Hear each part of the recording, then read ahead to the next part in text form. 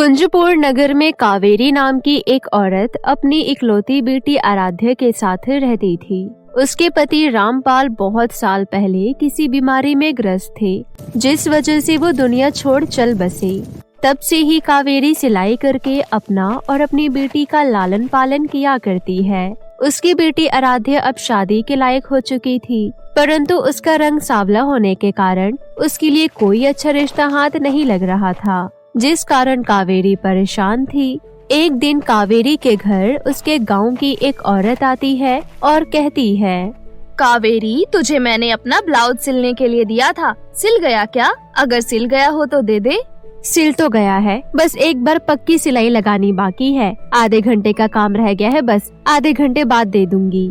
अच्छा ठीक है, थोड़ी देर में मैं अपने लड़के को भेज दूंगी, उसी को दे देना। शाम को मुझे शादी में जाना है, इसलिए थोड़ा जल्दी है मुझे। और वैसे आराध्या बिटिया का कहीं रिश्ता लगा कि नहीं?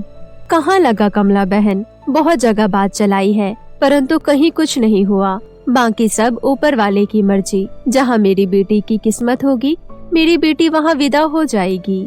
बात तो तुम्हारी ठीक है कावेरी बहन, पर तुम्हारी बेटी का रंग सांवला है, इसलिए आसानी से सांवले रंग की लड़की को कोई अपने घर की बहू नहीं बनाता। तुमने मुझे रिश्ते की बात चलाने के लिए कही थी, इसलिए मैंने नहीं चलाई, क्योंकि मुझे पहले ही पता था होना जाना तो कुछ है नहीं। अच्छा कावेरी बहन, अब मैं चलती हूँ, घर पर बहुत काम पड़ा है। इतना कहकर गांव की कमला चली जाती है। कावेरी देखती है कि ये सारी बातें उसकी बेटी आराध्या पीछे खड़ी सुन चुकी है, इसलिए वो बात को घुमाते हुए कहती है, आराध्या बेटी, तो कमला काकी की बातों का बुरा मत मानना, वो तो बस यूं ही बोल रही थी। माँ, मैं सब जानती हूँ, आपको मेरी वजह से कितने ताने सुनने पड़ते हैं ना। सब कितनी बातें बनाते हैं मेरे सांवले रंग की वजह से, मुझे बिल्कुल अच्छा नहीं लगता माँ। नहीं बिटिया, ऐसा कभी मत सोचना, लोगों का तो काम है कहना, और तू तो मेरी आँखों की तारा है। और तू देखना, तेरी शादी किसी राजकुमार से ही होगी, सब्र का फल मीठा होता है। मैं आपसे बहुत प्यार करती हूँ माँ, आपकी बातों से मुझे बहुत हौसला मिलता है। अच्छा चलो, लाओ काकी के कौन से ब्लाउज में सिलाई लगानी है, मैं लगा देती हूँ। ठीक है बिटिया, ये ले, बस एक बार इस पर पक्की सिलाई लगानी है। कावेरी भी अपनी माँ की ही तरह बहुत ही अच्छी सिलाई जानती थी, क्योंकि उसने बचपन से ही अपनी माँ को सिलाई करते हुए देखा था, तो इसलिए धीरे धीरे करके वो भी सिलाई सीख चुकी थी। एक दिन उस राज्य के राजकुमार प्रत्यक्ष का जन्मदिन था। पूरे नगर वासियों को न्योता दिया जाता है। सुनो सुनो सुनो, सभी नगर वासियों ध्यान से सुनो। राजकुमार प्रत्यक्ष सिंह के जन्मदिन की खुशी में पूरे नगर को दावत का न्योता दिया जा रहा है। राजा विक्रम सिंह और रानी कौशल्या अपने बेटे प्रत्यक्ष सिंह का 22वां जन्मदिन बहुत ही धूमधाम से मना रहे हैं, इसलिए उस उत्सव में आप सभी आमंत्रित हैं, जरूर से आइएगा। सुनो सुनो सुनो। ये सुनकर गांव की लड़कियां बहुत खुश हो जाती है। अरे वाह, राजकुमार प्रत्यक्ष सिंह के जन्मदिन का दावत सचमुच देखने लायक होगा। मैं तो बहुत ही सुंदर तैयार होकर जाऊंगी, ताकि क्या पता राजकुमार मुझे पसंद कर लें। मैं भी, पर हम राजकुमार को क्या उपहार देंगे? ऐसे खाली हाथ जाना तो बिल्कुल अच्छा नहीं लगेगा। अरे इतना क्या सोचना, हमारे मम्मी पापा भी तो जा रहे हैं, उपहार का वो देख लेंगे, हम बस अपने तैयार होने पर ध्यान देते हैं। पूरे नगरवासी उत्सव में जाने की तैयारियों में लग जाते हैं। इधर कावेरी अपनी बेटी से कहती है, आरू बिटिया, मैं क्या कह रही थी कि मेरी तबीयत कुछ ठीक नहीं लग रही, तो तुम अपनी सहेलियों के साथ दावत में चली जाओ। नहीं माँ, आप भी चलो ना, अगर आप नहीं जाओगी तो मैं भी नहीं जाऊंगी। बिटिया, बात को समझो, अगर हम दोनों में से कोई नहीं गया तो महाराज को शायद अच्छा नहीं लगेगा, इसलिए तुम चली जाओ। ठीक है माँ, आप कहती हो तो मैं अपनी सहेलियों के साथ चली जाऊंगी। आराध्या राजकुमार के जन्मदिन में जाने के लिए तैयार तो हो गई, पर वो ये सोच रही थी कि आखिर वो राजकुमार के लिए उपहार में क्या ले जाए। तभी आराध्या के दिमाग में एक तरकीब आई। क्यों ना मैं राजकुमार के लिए एक सुंदर सी पोशाक तैयार करके ले जाऊं? हाँ, ये सही रहेगा। इतना सोचकर आराध्या राजकुमार के लिए पोशाक सिलने में लग गई और सिलकर बहुत ही सुंदर सी पोशाक तैयार कर दी और शाम को सबके साथ राजमहल पहुंचती है। राजमहल में बहुत ही ज्यादा संख्या में लोग जन्मदिन में पहुंचे थे और बहुत ही बड़े बड़े उपहार लेकर आए थे। उन सब के बीच आराध्या घबरा रही थी। राजकुमार को तो इतने बड़े बड़े और ढेरों उपहार मिल रहे हैं, इतने सारे उपहारों में मेरे हाथ से सिली हुई पोशाक क्या राजकुमार को पसंद आएगी? राजकुमार के हाथ में ये उपहार देने की मेरे अंदर तो हिम्मत है नहीं। एक काम करती हूँ, चुपचाप उनके कक्ष में रखाती हूँ। आराध्या चुपके से अपना उपहार राजकुमार के कक्ष में रखकर घर आ जाती है। अपनी बेटी आराध्या को इतनी जल्दी घर वापस आते देख कावेरी कहती है, अरे बिटिया, तुम इतनी जल्दी घर आ गई, क्या तू राजकुमार से नहीं मिली? माँ, वहाँ बहुत बड़ी तादाद में लोग आए थे, वो भी बहुत बड़ा बड़ा उपहार लेकर। उन सब के बीच मुझे अपना उपहार बहुत छोटा लग रहा था, इसलिए मैं चुपके से राजकुमार के कक्ष में रखकर घर आ गई। अरे बिटिया, उपहार छोटा बड़ा नहीं होता। अब राजकुमार को पता कैसे चलेगा कि वो पोशाक तुमने उन्हें उपहार में दी है? कोई बात नहीं माँ, इतने सारे उपहारों के बीच राजकुमार को मेरा उपहार याद भी नहीं होगा। इधर आराध्या जैसा सोच रही थी वैसा कुछ भी नहीं था। महल में उत्सव खत्म होने के बाद राजकुमार जब अपने कक्ष में सोने जाते हैं तो उन्हें वहाँ वो पोशाक रखी हुई दिखी। अरे, ये उपहार मुझे किसने दिया है? इसमें ये पोशाक तो बहुत ही सुंदर है, अद्भुत। मुझे जहाँ तक याद है मुझे सबने उपहार दिए, मैंने सबका चेहरा देखा, मगर ये उपहार तो मेरे हाथ में किसी ने नहीं दिया। मुझे पता कैसे चलेगा कि उपहार मुझे किसने दिया है और मेरे हाथों में दिए बिना इसे कक्ष में रख दिया है? राजकुमार उस उपहार को लेकर महाराज, महारानी, सेनापति, दास, दासी सबसे पूछता है, पर किसी को भी इस बारे में कुछ भी नहीं पता था। राजकुमार हैरान हो जाता है कि ऐसा कैसे हो सकता है। किसी को अगर उसको इतना सुंदर उपहार देना भी था तो सामने से देता, यूं चोरी छुपे यहाँ कौन रख गया? राजकुमार वापस अपने कक्ष में आता है तो उसे अपने द्वार पर एक पायल नजर आती है। अरे, ये पायल किसकी हो सकती है? राजकुमार उस पायल के बारे में अपने महल की सभी दासियों से पूछता है, पर किसी भी दासी का वो पायल नहीं था। राजकुमार को यकीन हो जाता है कि यकीनन यह पायल उसी लड़की का है जो उसके कमरे में वो पोशाक रख कर गई है। राजकुमार इस बात का पता लगाने के लिए अगली सुबह पूरे नगर में सैनिकों को भेजता है कि वो पोशाक किसने दी, पता लगाओ। सैनिक नगर में आकर सबसे पूछते हैं, परंतु कोई पोशाक के लिए हामी नहीं भरता। अरे, हम तो राजकुमार को सोने का कंगन दिए थे, ऐसे छोटे मोटे पोशाक हमने नहीं दिया। इस प्रकार सभी पोशाक के लिए मना कर देते हैं। उस दिन कावेरी और आराध्या अपने सिलाई के काम के लिए शहर कपड़ा लाने गए थे, इसलिए बस सैनिक उनसे पता नहीं कर पाए और राजमहल वापस लौट आए। राजकुमार, हम पूरे गांव में एक एक लोग से पता कर लिए, परंतु आपको पोशाक किसी ने नहीं दिया। अब राजकुमार बहुत परेशान हो जाता है। अब क्या करूं? कैसे पता लगाऊं कि मुझे वो पोशाक किसने दी? एक तरकीब है, मेरे पास उस लड़की का एक पायल है। अब इसी पायल की मदद से मुझे पता चल सकता है कि वो पोशाक मुझे किसने दी। राजकुमार महाराज और महारानी के पास जाते हैं और उनसे कहते हैं, माँ, पिताजी, मैं अपना स्वयंवर रखना चाहता हूँ और इस स्वयंवर में मैं उन सभी लड़कियों को बुलाना चाहता हूँ जो मेरे जन्मदिन पे मौजूद थे।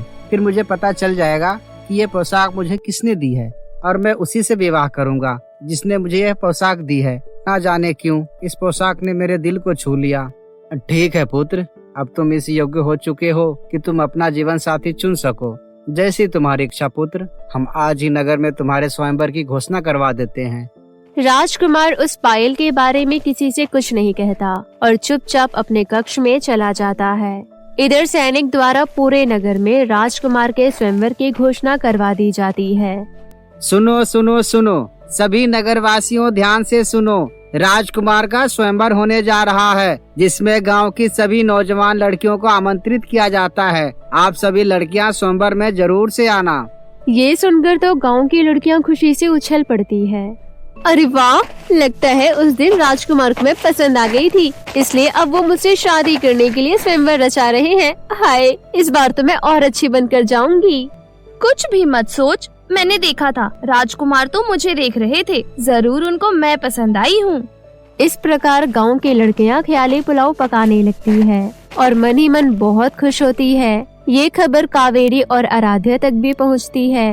कावेरी अपनी बेटी आराध्या से कहती है, बेटी, तुम्हें भी स्वयंवर में जाना चाहिए। नगर की सारी लड़कियां स्वयंवर में जा रही है, अगर तुम नहीं गई तो महाराज महारानी क्रोधित हो जाएंगे। उन्होंने नगर के सभी युवाओं कन्याओं को स्वयंवर में खास तौर पर आमंत्रित किया है। पर माँ, मेरा वहाँ जाने का कोई फायदा नहीं। क्योंकि मैं तो दिखने में बिल्कुल भी सुंदर नहीं हूँ। राजकुमार तो मेरी तरफ देखेंगे भी नहीं, फिर मैं वहाँ जाकर क्या ही करूँगी भला। बेटी, ये तो भाग्य की बात है। अगर तुम्हारे भाग्य में राज सुख लिखा है तो उसे तुमसे कोई नहीं छीन सकता, और यदि नहीं लिखा तो बस तुम अपना कर्तव्य निभाकर लौट आना।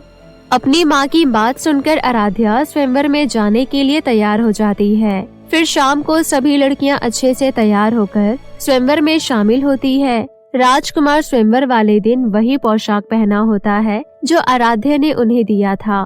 फिर राजकुमार दासियों को आदेश देते हैं कि वो एक एक करके सभी लड़कियों का पैर चेक करे। दासी स्वयंवर में आई सभी लड़की का पैर चेक करती है, परंतु वो पायल किसी की नहीं होती। राजकुमार मायूस हो जाते हैं।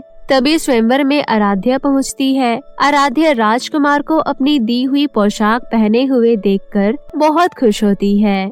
राजकुमार ने मेरी दी हुई पोशाक पहनी है, वो भी अपने स्वयंवर वाले दिन। लगता है उन्हें मेरी पोशाक बहुत पसंद आई है। घर जाकर जब मैं ये बात माँ को बताऊंगी तो माँ भी बहुत खुश होंगी। आराध्या ये देखकर बहुत खुश होती है। तभी राजकुमार की नजर आराध्या पर जाती है और वो अपने दासियों से कहते हैं, दासी, एक बार इसके पैर चेक करो। दासी आराध्या का पैर चेक करती है। महाराज, इसके पैरों में तो एक ही पायल है। ये सुनकर राजकुमार खुश हो जाते हैं। लगता यही है वो जिसकी मुझे तलाश थी।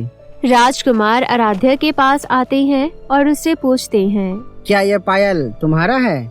आराध्या अपना पायल देखकर चौंक जाती है और कहती है, हाँ हाँ, ये तो मेरी ही पायल है। पता नहीं कहाँ गुम हो गई थी। मेरी माँ ने पाई पाई जोड़कर मेरे लिए ये पायल बनवाई थी। आपका शुक्रिया राजकुमार, जो आपको मेरी ये पायल मिल गई। लाइए, मुझे मेरी पायल दे दीजिए।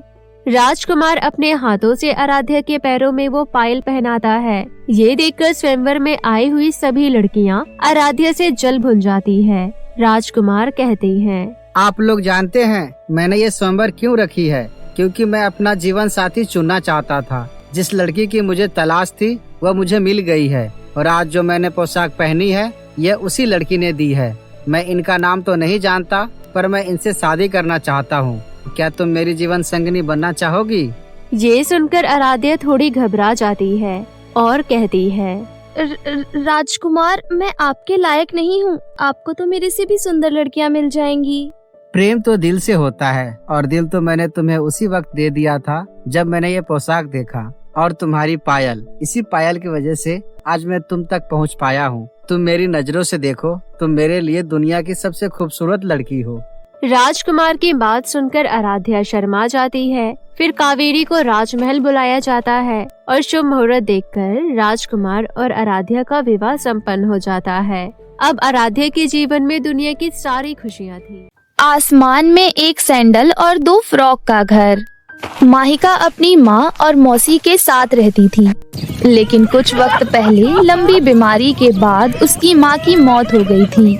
माँ के जाने के बाद घर का गुजारा माहिका की मौसी शीतल फूल बेचने का काम करके करती थी। शीतल को फूल बेचने के काम से बहुत ही कम पैसे मिलते थे। वो लोग किराए के घर पर रहते थे, इसलिए शीतल की कमाई का आधे से ज्यादा हिस्सा किराए के घर में चला जाता था। लेकिन फिर भी शीतल माहिका को स्कूल भेजती थी और घर का गुजारा भी जैसे तैसे कर लेती थी। एक दिन की बात है, माहिका की टीचर क्लासरूम में कहती है, 2 हफ्ते पहले तुम लोगों के जो टेस्ट हुए थे, मैंने सारे टेस्ट पेपर चेक कर लिए हैं। सबसे ज्यादा माहिका के नंबर हैं। लगता है हमेशा की तरह इस बार भी माहिका ही टॉप करेगी। अब सारे बच्चे माहिका के लिए तालियां बजाओ। क्लास के सारे बच्चे माहिका के लिए ताली बजाते हैं और वो बहुत खुश होती है।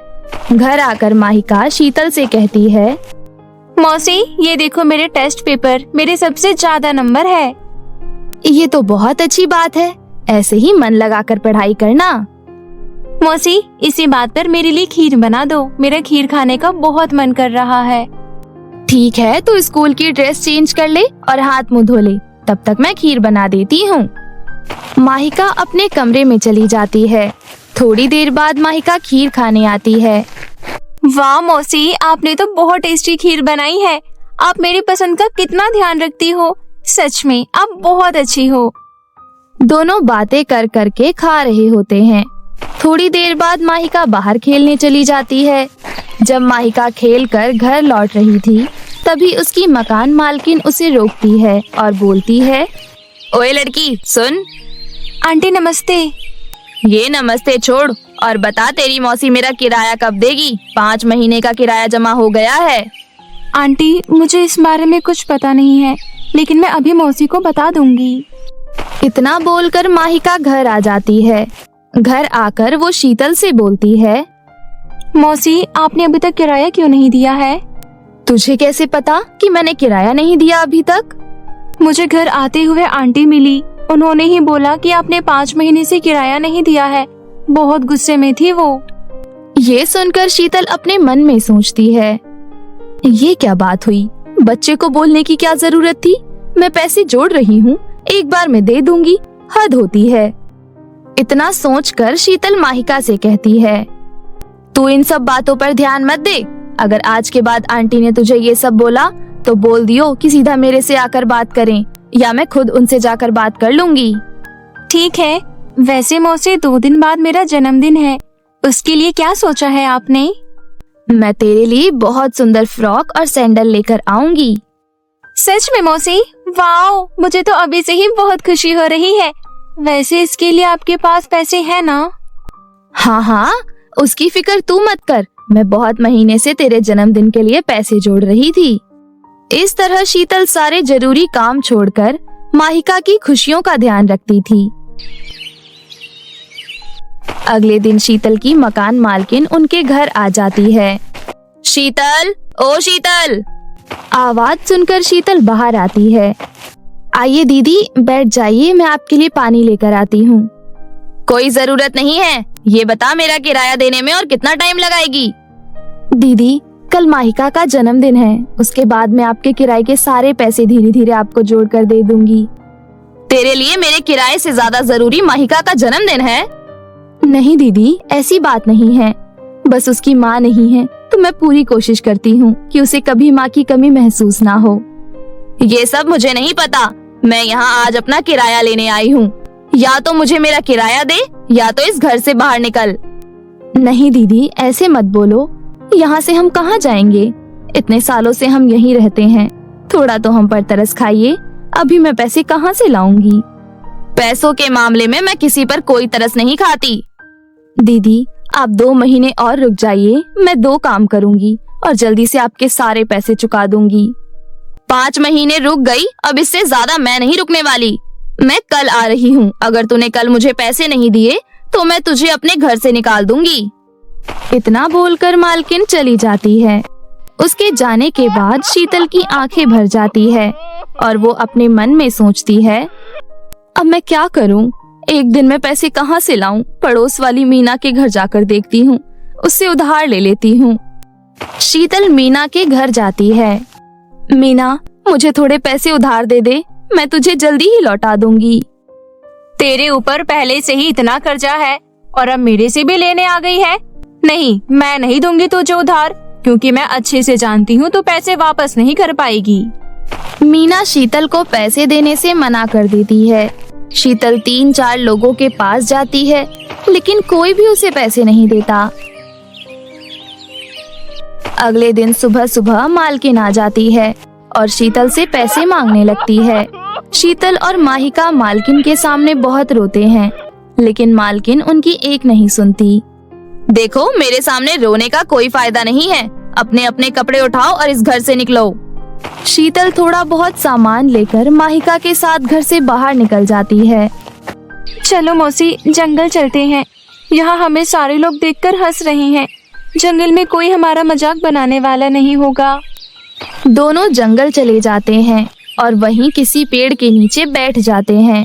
तभी शीतल सैंडल और फ्रॉक बाहर निकालती है। माहिका, आज तेरा जन्मदिन है और तेरे जन्मदिन वाले दिन अचानक हम बेघर हो गए हैं।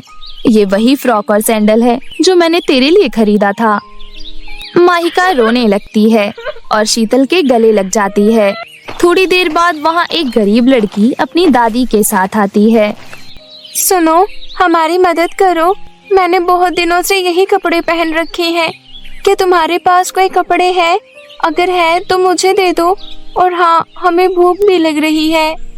माहिका शीतल के कान में बोलती है, मौसी, इस लड़की के पैर में तो चप्पल भी नहीं है, इसलिए आप ये वाली फ्रॉक और सैंडल इसे दे दो। हाँ, मैं भी यही सोच रही थी। मेरे पास थोड़े बहुत पैसे भी हैं, जिससे मैं आज तेरे लिए केक लाने वाली थी। इन्हें भूख लग रही है, इसलिए मैं इन्हें खाने के लिए पैसे भी दे देती हूँ। उसके बाद शीतल थोड़े पैसे और माहिका की फ्रॉक, सैंडल उन दोनों को दे देती है। तुम्हारा बहुत बहुत धन्यवाद। भगवान तुम दोनों को खुश रखे। उसके बाद दोनों वहाँ से चली जाती हैं। थोड़ी देर बाद शीतल वहीं पेड़ के नीचे सो जाती है, लेकिन माहिका को नींद नहीं आ रही थी। वो सारी बातें सोच सोच कर बहुत परेशान हो रही थी। इसी तरह कुछ घंटे बीत जाते हैं और अंधेरा हो जाता है। तभी माहिका को एक कोने से रोशनी निकलती हुई दिखाई देती है। माहिका उस तरफ जाती है और देखती है कि वहाँ एक बहुत लंबी सीढ़ी थी जो सीधा आसमान में जा रही थी। कितनी बड़ी सीढ़ी है ये। वैसे भी मुझे नींद नहीं आ रही, इसलिए मैं इस सीढ़ी पर चढ़कर देखती हूँ। देखो जरा कहाँ जाकर खत्म होती है। उसके बाद माहिका सीढ़ी पर चढ़ने लगती है। कुछ घंटों बाद माहिका आसमान में चली जाती है और वहाँ उसे 2 फ्रॉक और एक सैंडल का घर नजर आता है। ये देखकर माहिका हैरान रह जाती है। सुनो लड़की, मेरे घर के अंदर आओ, यहाँ तुम्हें बहुत सारे जेवर मिलेंगे। ये इतने सारे हैं कि उनसे तुम एक जेवर की दुकान भी खोल सकती हो। नहीं, तुम मेरे घर के अंदर आओ, यहाँ तुम्हें अदृश्य होने की शक्ति मिलेगी। अदृश्य होकर तुम जो चाहो कर सकती हो। दोनों घर के बोलने के बाद पहली वाली फ्रॉक की घर बोलती है, सुनो, मुझे तुम्हारी मदद की जरूरत है।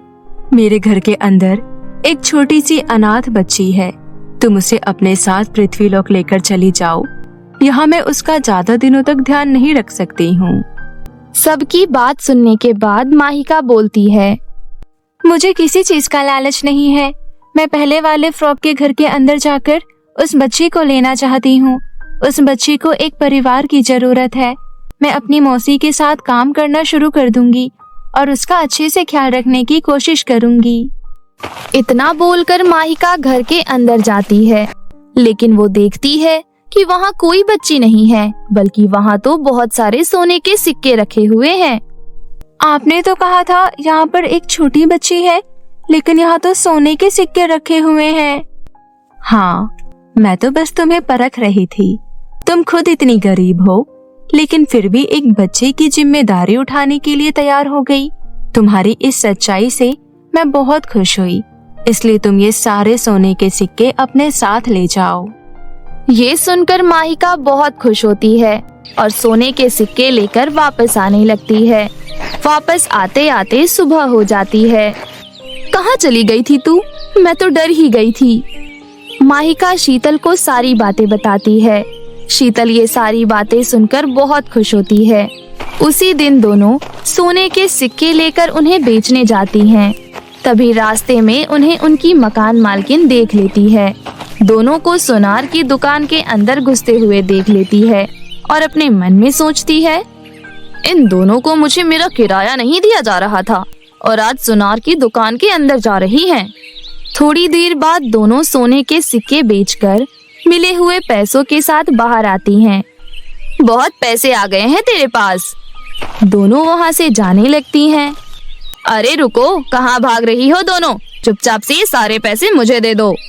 क्यों दे दे हम आपको सारे पैसे? तूने इतने महीनों का किराया नहीं दिया था मुझे। ठीक है, उतने पैसे दे दूंगी जितना आपका किराया था। मालकिन बहुत ही लालची थी और वो शीतल से सारे पैसे लेना चाहती थी, इसलिए वो छीना झपटी करने लगती है। लेकिन तभी अचानक वहाँ पर कहीं से सांप आ जाता है और मालकिन को काट लेता है।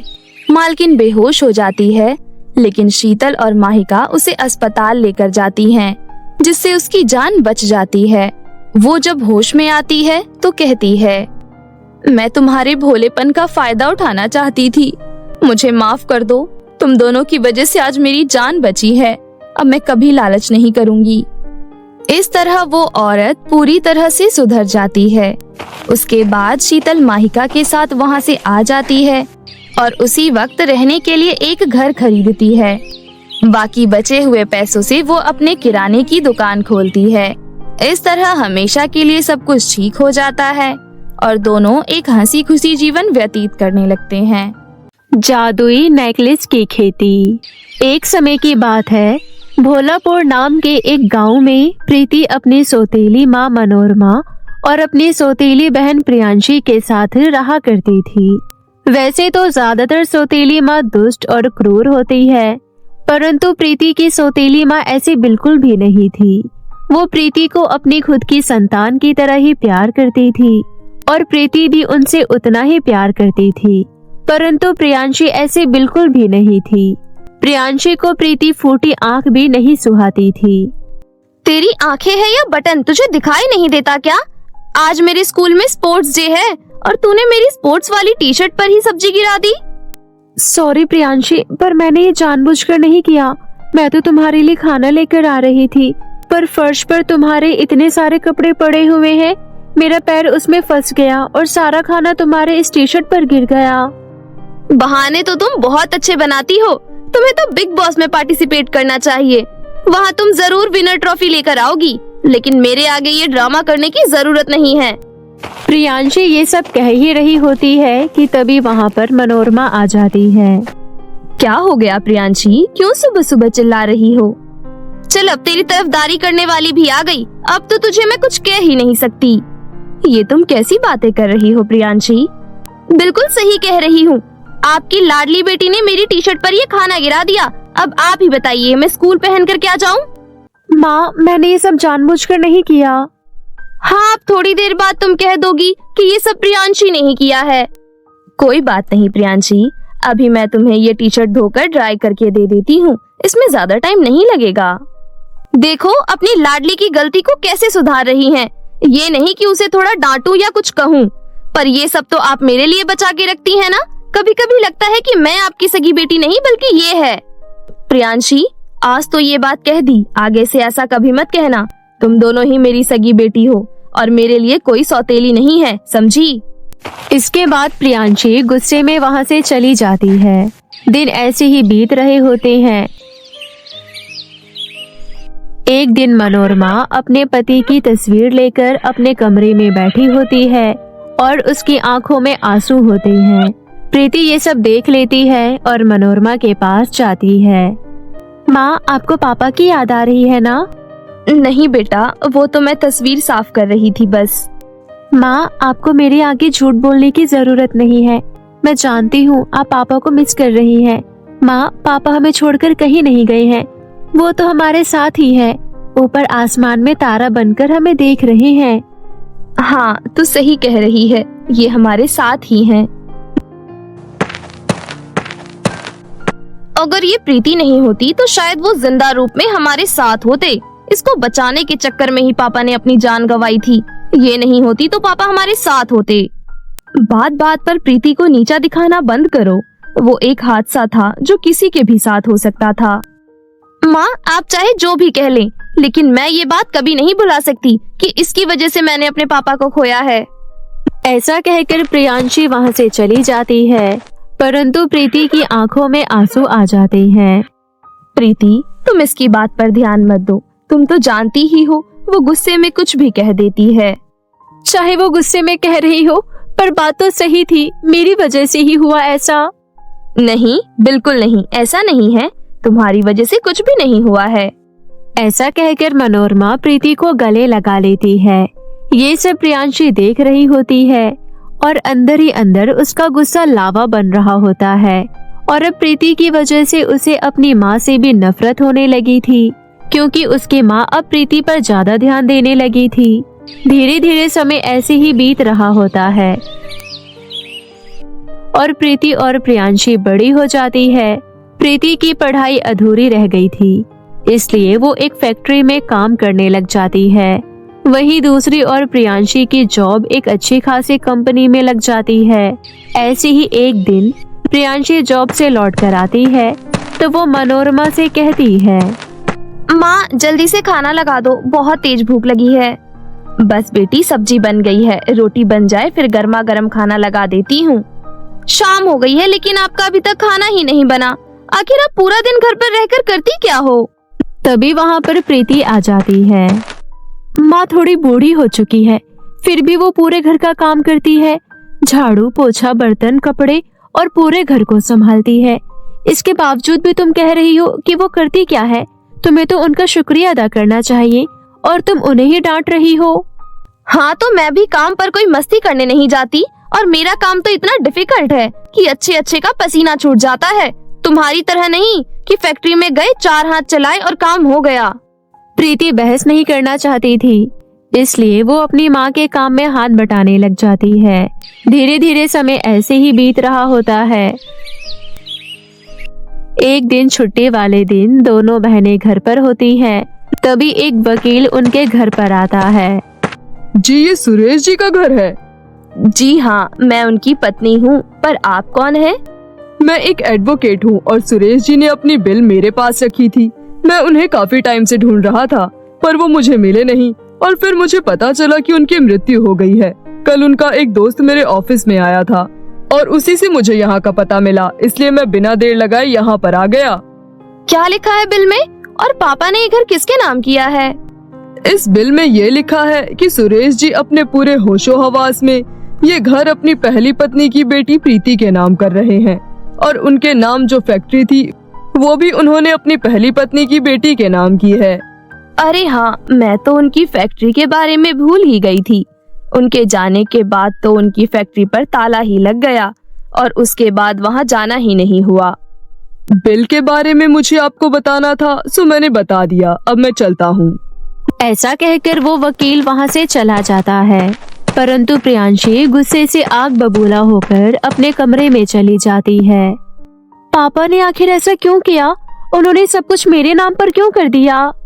हो सकता है उन्होंने जब ये बिल बनाई हो तब मेरी और तुम्हारे पिता की शादी ना हुई हो, परंतु प्रियांशी इन सब चीजों को गलत तरीके से ले रही है। इस तरह से तो वो तुझे गलत समझेगी। क्या कहूँ माँ, मेरे तो कुछ समझ में ही नहीं आ रहा। वो दिन इसी तरह बीत जाता है। कुछ दिनों तक प्रियांशी किसी से बात नहीं करती। फिर एक दिन प्रियांशी प्रीति के पास आती है और कहती है, प्रीति, तुमने तो सुना ही होगा कि आजकल पैन कार्ड और आधार कार्ड को जोड़ने की बात चली है, जिसमें अभी फिलहाल फ्री में ये काम हो रहा है। इसलिए मैंने सोचा तुम्हारा, मेरा और माँ का पैन कार्ड आधार से लिंक करा दूं। ये तो अच्छी बात है प्रियांशी। हाँ, उसी के लिए मुझे इस पेपर पर तुम्हारे साइन चाहिए। लाओ अभी कर देती हूँ। ऐसा कहकर प्रीति प्रियांशी के दिए हुए पेपर पर साइन कर देती है और प्रियांशी वहाँ से मुस्कुराकर चली जाती है। कुछ दिन ऐसे ही बीत जाते हैं। फिर ऐसे ही एक दिन प्रियांशी ऑफिस वाले दिन ऑफिस नहीं जाती, जिस पर मनोरमा हिम्मत करके पूछती है, क्या बात है प्रियांशी, तुम्हारी तबीयत तो ठीक है ना? तुम तो कभी ऑफिस की छुट्टी नहीं लेती, फिर आज कैसे? आज मैंने छुट्टी इसलिए ली है क्योंकि मुझे आज प्रीति की विदाई करानी है। ये तुम कैसी बातें कर रही हो? बिल्कुल ठीक कह रही हूँ। इस प्रीति ने बचपन से ही मेरा बहुत दिमाग खराब कर रखा है। मैं ही जानती हूँ कि मैंने इसे किस तरह झेला है, पर अब मैं इसे और नहीं झेल सकती। तो मिस प्रीति, जल्दी से अपना सामान पैक करो और निकल जाओ यहाँ से। वैसे तो मैं ये कहना नहीं चाहती थी, परंतु तुम्हारी ये बात सुनकर मुझे कहना पड़ रहा है कि ये घर मेरे नाम पर है और तुम मुझे इस घर से कभी नहीं निकाल सकती। बकरी पालो, कुत्ता पालो, पर ये गलतफहमी मत पालो। ये घर तेरे नाम पर था पर अब नहीं है। मतलब ये कि कल तूने जिस पेपर को साइन किया था वो इस घर और पापा की फैक्ट्री के पेपर थे। यानी कि अब इस घर और फैक्ट्री की मालकिन मैं हूँ, इसलिए मैं जब चाहूँ जिसे चाहूँ इस घर से बाहर निकाल सकती हूँ। ये उसकी माँ बोल रही है। अगर ऐसी बात है तो मैं भी प्रीति के साथ इस घर से चली जाऊंगी। अगर आपको लगता है कि आपके ऐसा कहने से मैं इसे यहाँ रोक लूंगी तो आप गलती कर रही हैं। अगर आपको भी उसके साथ जाना है तो जाइए, मुझे फर्क नहीं पड़ता। इसके बाद प्रीति और मनोरमा वहाँ से चले जाते हैं। प्रीति ये तो जानती थी कि उसकी बहन प्रियांशी उसे बिल्कुल भी पसंद नहीं करती, परंतु वो उसके साथ ऐसा करेगी इसका उसे बिल्कुल भी अंदाजा नहीं था। माँ, अब हम कहाँ जाएंगे, क्या करेंगे? मेरे तो कुछ भी समझ में ही नहीं आ रहा। तू चिंता मत कर बेटा, भगवान सब देख रहा है, वही हमारी मदद करेगा। ऐसा कहकर वो आगे चलने लगते हैं। जब वो थक जाते हैं तो एक पेड़ की छांव में बैठ जाते हैं। तभी एक चिड़िया तेजी से उस पेड़ से नीचे गिर जाती है। चिड़िया काफी घायल हालत में होती है। इस चिड़िया को तो काफी चोट लगी है, मुझे इसके चोट पर मरहम लगा देना चाहिए, नहीं तो ये बच नहीं पाएगी। ऐसा कहकर प्रीति अपने बैग में से एक ट्यूब निकालती है और उसे उस चिड़िया की चोट पर लगा देती है। कुछ ही देर में चिड़िया को राहत मिलती है और चिड़िया कहती है, तुम्हारा बहुत बहुत धन्यवाद, तुम्हारी वजह से मुझे अच्छा महसूस हो रहा है। अरे वाह, तुम बोल सकती हो? हाँ, क्योंकि मैं परीलोक की चिड़िया हूँ और अब जब तुमने मेरी सहायता की है तो मैं भी तुम्हारी सहायता करना चाहती हूँ। ये लो एक जादुई नेकलेस का बीज, अगर इसे तुम खेत या बड़े मैदान में लगा दोगी तो वहाँ पर नेकलेस की खेती हो जाएगी। उम्मीद करती हूँ ये तुम्हारे काम आएगा। ऐसा कहकर वो चिड़िया वहाँ से उड़ जाती है। मनोरमा और प्रीति की समझ में कुछ नहीं आता, परंतु वो फिर भी उस चिड़िया की कही बात के अनुसार जादुई नेकलेस के बीज को एक बड़े से मैदान में लगा देते हैं और उस दिन वहीं एक पेड़ के नीचे सो जाते हैं। अगली सुबह जैसे ही प्रीति उठकर उस मैदान को देखने जाती है तो उसकी आंखें खुली की खुली रह जाती है। माँ, उस चिड़िया की बात बिल्कुल सच निकली। ये देखो, यहाँ पर कितने सारे नेकलेस उग गए और ये नेकलेस कितने रंग बिरंगे और सुंदर हैं। सच में ये नेकलेस तो बहुत ही ज्यादा खूबसूरत हैं। अगर हम इन्हें इकट्ठा करके बाजार में बेच देते हैं तो हमें इसकी अच्छी खासी कीमत मिल जाएगी। आइडिया तो बहुत अच्छा है माँ। इसके बाद प्रीति और मनोरमा मिलकर सारे नेकलेस जमा कर लेते हैं और उन्हें बाजार में जाकर बेचने लगते हैं, क्योंकि उनके नेकलेस की क्वालिटी और डिजाइन बेस्ट थी और उन सभी नेकलेस के उन्हें अच्छे पैसे मिल जाते हैं। जिसके बाद वो लोग एक किराए का मकान ले लेते हैं और वहीं रहने लग जाते हैं और नेकलेस की खेती करने लग जाते हैं। धीरे धीरे उनके नेकलेस की खेती की वजह से उनके पास अच्छा खासा पैसा आ जाता है और वो लोग खुद का घर ले लेते हैं और नेकलेस का व्यापार शुरू कर देते हैं और दिन पर दिन उनके व्यापार में तरक्की होती ही रहती है। यहाँ दूसरी ओर प्रियांशी ऑफिस और घर का काम एक साथ करते करते थक जाती है। हे भगवान, ये काम खत्म क्यों नहीं होता है? एक काम करो तो दूसरा काम पड़ा रह जाता है, दूसरा फिर तीसरा पड़ा रह जाता है। पता नहीं माँ इतना सारा काम कैसे करती थी। 2-3 दिन तक ऐसा लगातार काम करने से प्रियांशी की अकल ठिकाने आ जाती है और वो अपनी माँ को ढूंढते हुए उनके घर पहुँच जाती है और मनोरमा और प्रीति दोनों से ही माफी मांगती है। वो दोनों बड़ा दिल रखकर प्रियांशी को माफ कर देते हैं, जिसके बाद वो तीनों हंसी खुशी एक साथ रहने लग जाते हैं।